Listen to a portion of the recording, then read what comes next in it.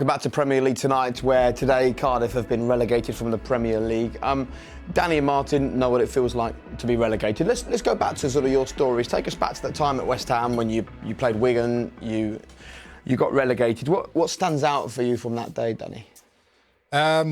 You're just gutted. It's probably the worst thing that can happen to you as a player. Obviously the fans as well.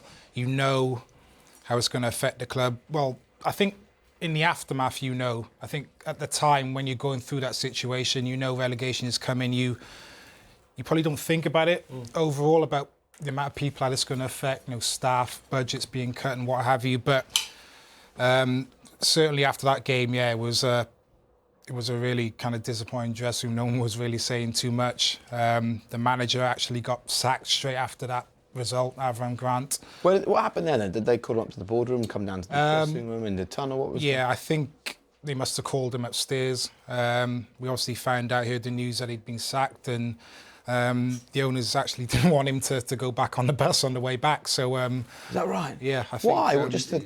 I don't know. I think obviously because they relieved him of his duties. Humiliating. Maybe they just saw. Yeah, it was humiliating. So I think Scott Parker was the captain at the time, and he had to have a word with the owners and kind of say, look, you can't treat someone like that. And it's appalling, isn't it? Yeah, it was really poor. A real lack of class, isn't that? You can't wait 24 hours. Horrible. Yeah. Horrible. It was tough times. It's all very undignified, isn't it? And it's because it's failure. Yeah. And then it's personal failure. You've been booed by your own fans.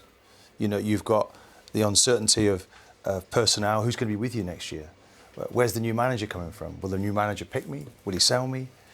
All of these sort of uncertainties, and then that pride of when you walk the streets as a top-level player is taken away from you.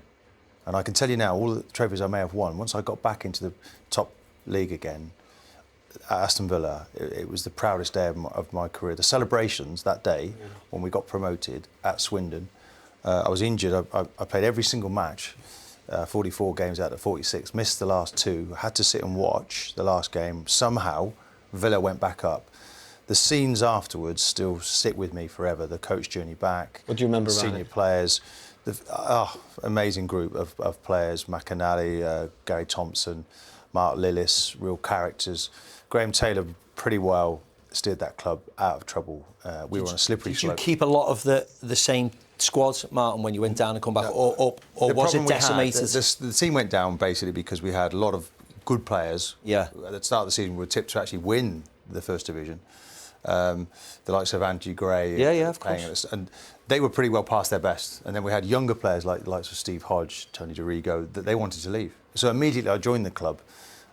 They were asking what was I doing there? And it was that feeling behind the scenes, that lack of togetherness. You're too good to go down. And that's complete rubbish because we certainly weren't. We went down, we suffered the fate, and it was really difficult, very, very difficult to show your head. Couldn't go out for weeks. You just didn't want to walk the streets. Actually, when I said, what was it like? You went, you just don't want to leave the house. You don't want to be seen in public. Yeah. You feel humiliated, because I think my contract was actually up that season at West Ham as well. So I was actually thinking personally as a player, who's going to want me with a relegation kind of on my CV. So.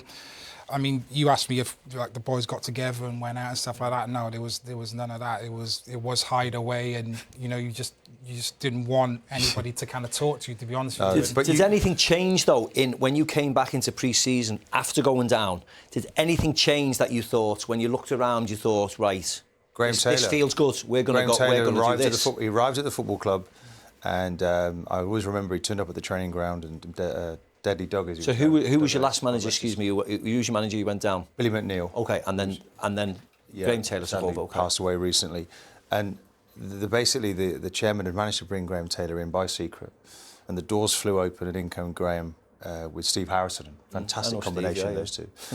And he actually said to the chairman, "Thank you, Mr. Chairman. This is where you leave. I'm in charge now, not you."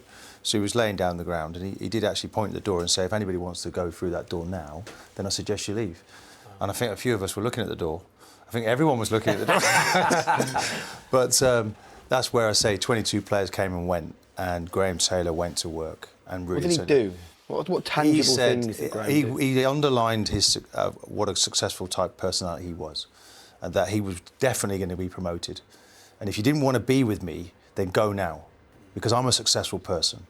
And I was left in no doubt that we finally had a situation where somebody really wanted to. I mean, he said to us that the difference between me and all these other managers that have been here recently with Doug Ellis is that he chose those managers, but I've chosen him. That's the difference. And I will manage him because I believe that he needs managing and I will get this club out of trouble. And it happened, true to his word. I think the first 5 games of the season, we were bottom of the table, hardly managed to win. And Graham held a meeting and said, even more certain than ever before, that we'll get promoted. Anyone doubt it? There's the door. And you want to hear that, don't you? So, at that point? so it was, you know, it was, and when the fixtures come out for the start of next season, that's when it will hit these Cardiff players. And in those days, you often didn't know the opponents. It wasn't the televised games to the extent you have now in the Championship. And it was the hardest season of my career to get out of there. You're playing so many games so often. You wake up, you don't know what city you're in. Yeah. I think that's the way you have to be as a manager, though. Like Neil Warnock, if he stays on in the summer, he will have to be that way with his squad. Who's up for the fight? Plan. Who isn't? Because there will be players now with different agendas, players who are on probably big money, feel they can stay in the Premier League. There'll be other players that maybe want to stay there and are up for the fight. And as we said, the Championship is a difficult league. 2 games a week for most of the season, really intense, and not all players are up for that fight. So it's going to be interesting to see who stays. You haven't lived unless you've been relegated, Macca. Okay, mate. That's what, you know, to be honest, I'll pull my boots back on. It's probably why not winning 2 Champions Leagues and scoring in the final, unless you've been relegated. Yeah. Well, listen, other people have won trophies in this room. And I'm telling you that getting promotion to the Premier League or to the top of it is a better feeling. Of course, it's about self-esteem. I walk the streets as a proud man. But surely you walk the streets as a proud man when you won the Premier League. Of course, it's a great day and it's fantastic, and we're rejoicing that, and it's fantastic. Those 3, I wouldn't want to swap them. But actually, being a Premier League player first, to be able to take part, there's some pride in that. There's some pride in that. That's why those Cardiff players would be hurting today. The whole of Wales is hurting, by the way, but those Cardiff players, that would be not hurting. in Swansea, maybe.